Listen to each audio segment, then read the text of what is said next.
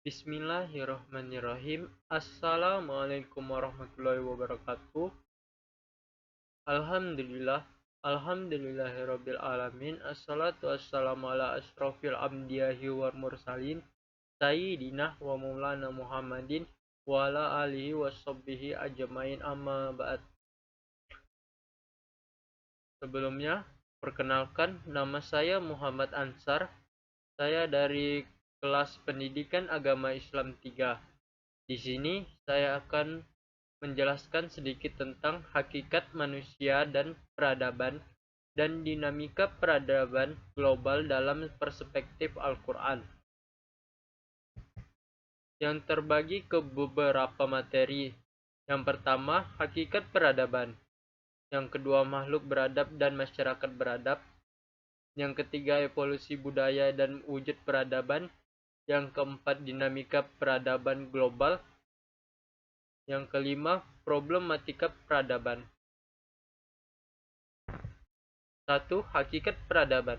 Peradaban berasal dari kata adab, yang artinya akhlak, kesopanan atau kehalusan budi pekerti, atau merujuk pada sifat yang tinggi dan mulia. Peradaban merupakan tahapan tertentu dari kebudayaan masyarakat tertentu pula, yang telah mencapai kemajuan tertentu yang dicirikan oleh tingkat ilmu pengetahuan, teknologi, dan seni yang telah maju.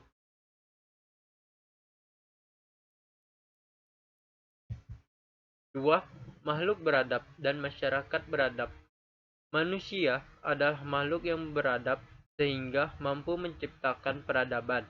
Peradaban sebagai produk yang bernilai tinggi, halus, indah, dan maju menunjukkan bahwa manusia adalah makhluk yang memiliki kecerdasan yang tidak dimiliki makhluk lainnya. Manusia sebagai makhluk beradab juga memiliki pengertian bahwa pribadi manusia itu memiliki potensi untuk berlaku sopan, berakhlak, dan berbudi pekerti luhur.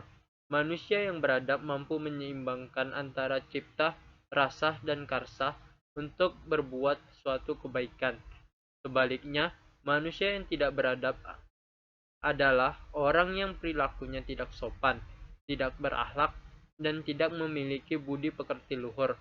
Artinya, jika manusia tidak mampu menyeimbangkan antara cipta, rasa, dan karsa, maka manusia bisa jatuh dalam perilaku kebiadaban karena cenderung akan berbuat tidak sopan, kasar, dan lain sebagainya. Masyarakat adab pada dasarnya merupakan keinginan yang tulus dari manusia sebagai makhluk beradab.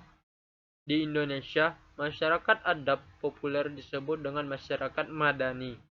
Masyarakat madani merupakan konsep yang dibentuk dari proses sejarah yang panjang dan memerlukan perjuangan yang terus-menerus. 3. Evolusi budaya dan wujud peradaban dalam kehidupan sosial. Evolusi kebudayaan ini berlangsung sesuai dengan perkembangan budidaya atau akal pikiran manusia dalam menghadapi tantangan hidup dari waktu ke waktu. Proses evolusi untuk setiap kelompok masyarakat di berbagai tempat berbeda-beda, bergantung pada tantangan, lingkungan, dan kemampuan intelektual manusia untuk mengantisipasi tantangan tadi. Peradaban, tahapan dari evolusi budaya yang telah berjalan bertahap dan berkesinambungan, memperlihatkan karakter yang khas pada tahapan tersebut yang dicirikan oleh kualitas tertentu dari unsur budaya yang menonjol, meliputi tingkat ilmu pengetahuan, seni, teknologi, dan spiritual yang tinggi. Masa dalam kehidupan dapat dibagi menjadi dua, yaitu 1. Masa prasejarah, 2. Masa sejarah. Wujud peradaban. 1. Nilai atau moral yang ada dalam masyarakat yang berhubungan dengan kesusilaan. 2. Norma adalah suatu aturan yang berlaku di masyarakat.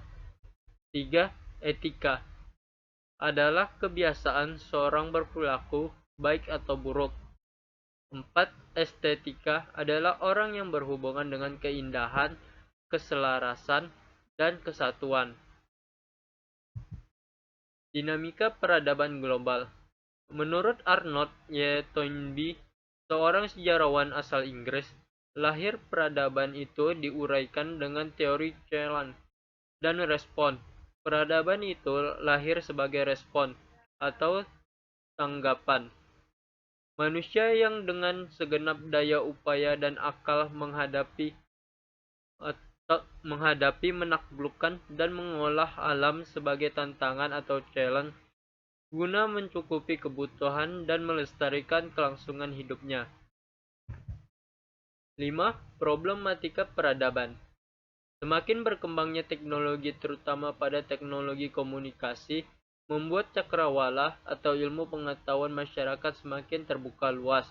Teknologi yang seharusnya menjadi penunjang manusia untuk mengembangkan potensi yang dimilikinya, malah menjadi pengganggu dalam kehidupan manusia yang justru membelenggu perilaku dan gaya hidup manusia itu sendiri. Dengan semakin cepatnya kemajuan teknologi dan ditopang oleh sistem sosial yang kuat, membuat teknologi menjadi pengarah bagi kehidupan manusia, yang berakibat bagi orang-orang yang rendah kemampuan teknologinya menjadi ketergantungan dan hanya mampu bereaksi terhadap dampak yang ditimbulkan kemajuan teknologi.